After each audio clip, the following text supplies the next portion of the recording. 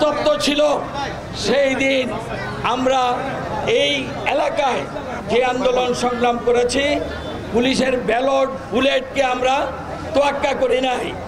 এই এলাকায় নারায়ণগঞ্জের স্বৈরাচারের এক সবচেয়ে বড় দোসর ছিল, গডফাদার হিসাবে খ্যাত শুধু দেশে না বিদেশেও। সে তার বাহিনী নিয়ে, এমনকি তার সন্তান ভাতিজাকে নিয়ে সেই দিন অস্ত্র হাতে নিরস্ত্র মানুষের উপর গুলি করেছে। এগুলোর সব ভিডিও আমাদের কাছে আছে। যেখানে যেখানে অগ্নি সংযোগ করেছে তার নেতৃত্বে, তার নির্দেশে হয়েছে। এখন এদেরকে কোনো অবস্থায় ছাড়া যাবে না। তবে আমরা কোনো অবস্থায় আইনকে আমাদের হাতে তুলে নেব না। আমরা তাদেরকে আইনের হাতে সোপর্দ করব। তারা চাইবে বিশৃঙ্খলা সৃষ্টি করতে, কিন্তু এই হাতে কেউ পা দিবেন না। আমরা আইন প্রয়োগ সংস্থার কাছে তাদেরকে যেখানে পাই তাদেরকে সোপর্দ করব। নিজেরা আমরা কিছু করব না। আরও একটি কথা বলতে চাই, এই যে ষড়যন্ত্র হচ্ছে, এই ষড়যন্ত্র তো আন্তর্জাতিকভাবেও হচ্ছে, আভ্যন্তরীণভাবেও হচ্ছে। কাজে এই সময় কেউ নাক চোখ মুখ না খুলে বসে থাকতে পারবেন না। সবাই নাক চোখ মুখ খুলে থাকবেন, যাতে করে আমরা এই ষড়যন্ত্রকে প্রতিহত করতে পারি। তো করেও সেখান থেকে পয়সা নিয়েছে, আবার মুখে অনেক ভালো ভালো কথা বলেছে। এই সন্ত্রাসীদের কারণে নারায়ণগঞ্জের প্রত্যেকটা ব্যবসায়ী, প্রত্যেকটা জনপদ, প্রত্যেক শ্রেণীর মানুষ শোষিত। প্রত্যেকটা জায়গায় তারা লুণ্ঠন করেছে। মুখ তুলে কেউ সাহস করে প্রতিবাদ করতে পারে নাই, কথা বলতে পারে নাই, কিন্তু সবার ভিতরে সেটা আছে। আপনারা আমরাও জানি এই সন্ত্রাসীদের শাস্তার আওতায় আনতে হবে। নারায়ণগঞ্জে যারা লুণ্ঠন করেছে, অবৈধ পথে অর্থ উপার্জন করেছে, প্রশাসনকে ব্যবহার করেছে, মিথ্যা মামলা হামলা করেছে, সবাইকে বিচারের আওতায় আনতে হবে। আমরা আইন হাতে নিব না, কিন্তু এই কথাও মনে রাখতে হবে, আমরা কাউকে রেহাইও করব না, রেহাই করব না। আমরা আইনের আওতায় শাস্তির ব্যবস্থা করব। আজকে সন্ত্রাসীরা এত দম্ভিকতা করেছে নারায়ণগঞ্জে, আজকে কোথায়? পালিয়েছে। তাদের নেত্রী যেমন পালিয়েছে, তারাও পালিয়েছে। বোরকা পরিহিত অবস্থায় তারা পালিয়েছে। এই বোরকা পরে যারা পালায় তারা কাপুরুষ। আমি আগেই বলেছি, আমি সব সময় বলতাম, আর যাই হোক এই কাপুরুষকে আপনারা কেউ ভয় করেন না।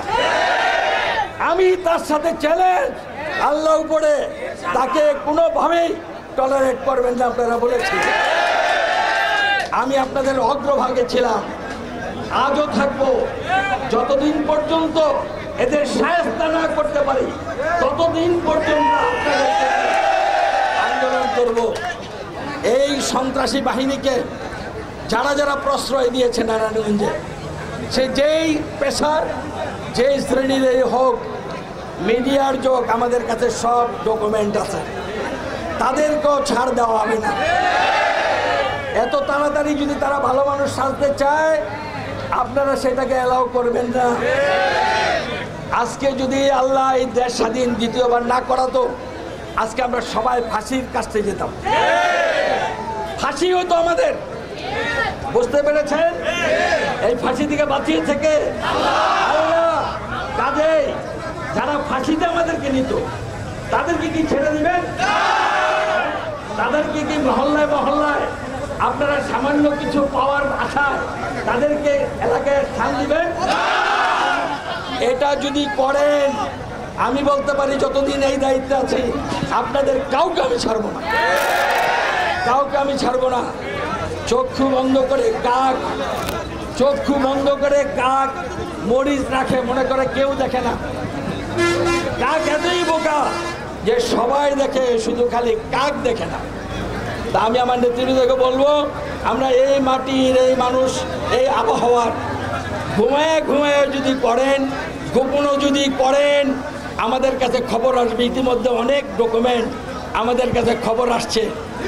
এখন আপনারা মিলাদ করবেন, এখন আপনারা মিছিল করবেন, আনন্দ করবেন, কর্মটা করছেন কি স্বাধীনতা হওয়ার পরে, এইগুলা কিন্তু আমাদের কাছে আছে। বেশি পারবেন না, আমি যেহেতু এই দলের এখন সভাপতি, বেশি কেউ লাফাইবেন না, পারবেন না। যত লম্বা হবেন অপরাধ করে সাইজ করে দেওয়া হবে, কোনো কুর্নিশ করা হবে না। আমি যা বলতেছি মুখে যা বলি অন্তর তা ধারণ করি। সেই নেতা আমাদের এই জেলার যত বড় হোক, আমার থেকে যদি বড় হয়, আমি থোড়াই কেয়ার করি ওই নেতাকে। আমার দায়িত্ব পালনে আমি আন্তরিক, আমার দায়িত্ব পালনে আমি শতভাগ সততার সাথে নিষ্ঠার সাথে করি। আল্লাহকে ছাড়া, এক আল্লাহকে ছাড়া কাউকে ভয় করি না। আপনাদেরকে বলবো আপনারা আমাদের সাথে থাকেন ইনশাল্লাহ। ইনশাল্লাহ যারা অপরাধ করেছে তাদের শাস্তি আল্লাহর তরফ থেকে হয়েছে, আগামী দিন আইন আদালতের মাধ্যমে হবে।